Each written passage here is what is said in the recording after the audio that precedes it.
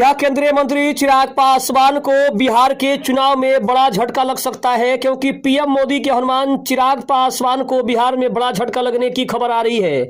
आखिर क्या opinion poll क्या कह रहा है कि क्या चिराग पासवान बाजी जीत रहे हैं या फिर चिराग पासवान को लग रहा है सबसे बड़ा झटका?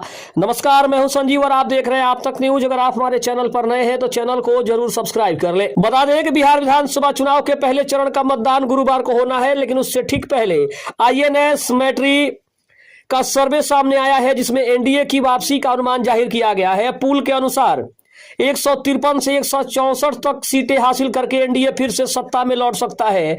वहीं तेजस्वी यादव की लीडरशिप वाली आरजेडी को महज 76 से 87 सीटें मिलने की भविष्यवाणी की गई है। लेकिन इन दावों के बीच एक अहम भविष्यवाणी यह भी है कि खुद को पीएम नरेंद्र मोदी का हनुमान कहने वाले चिराग पासवान की पार्टी को बड़ा झटका लग सकता है। सर्वे में यह दिलचस्प तथ्य यह है कि एक तरफ एनडीए को जीत मिल रही है, तो वहीं चिराग पासवान की लोजपा रामविलास महज 4 से 5 सीटें ही उसको मिलती दिखाई दे रही है। आपको बता दें कि एनडीए के सीट बंटवारे में चिराग पासवान की पार्टी को 29 सीटें मिली है। अगर ऐसे में 4 से 5 ही सीट जीत मिलती है तो यह उनके लिए सबसे बड़ा झटका होगा और पार्टी का स्ट्राइक रेट बेहद कम हो जाएगा। यह इसलिए भी अहम है क्योंकि लोकसभा चुनाव में अपने स्ट्राइक रेट के नाम पर ही चिराग पासवान की पार्टी ने विधानसभा में ज्यादा सीटों पर दावा किया था। सर्वे में जीतन राम मांझी एक बड़ी सफलता पाते दिख रहे हैं। सर्वे में एक अनुमान के अनुसार चिराग पासवान के बाद जीतन राम मांझी की हिंदुस्तान अवाम मोर्चा भी 4 से 5 सीटें पा सकती है। अगर ऐसा हुआ तो उनकी पार्टी का स्ट्राइक रेट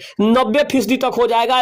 ऐसा इसलिए क्योंकि उनके दल को मात्र 6 सीटें ही मिली है। अब बात महागठबंधन की करें तो आरजेडी को कांग्रेस को ज्यादा सीटें देना भारी पड़ सकता है। सर्वे में कांग्रेस को 7 से 9 सीटें ही मिलने का अनुमान है, जबकि पार्टी ने 62 पर कैंडिडेट उतारे हैं। यदि यही नतीजा रहा तो साफ हो जाएगा कि तेजस्वी यादव ने 2017 में अखिलेश यादव की ओर से गई चूक को दिया है। तब यूपी में कांग्रेस को अखिलेश ने 100 सीटें दी थी और महज 7 सीट पर ही जीत हासिल कर पाई थी।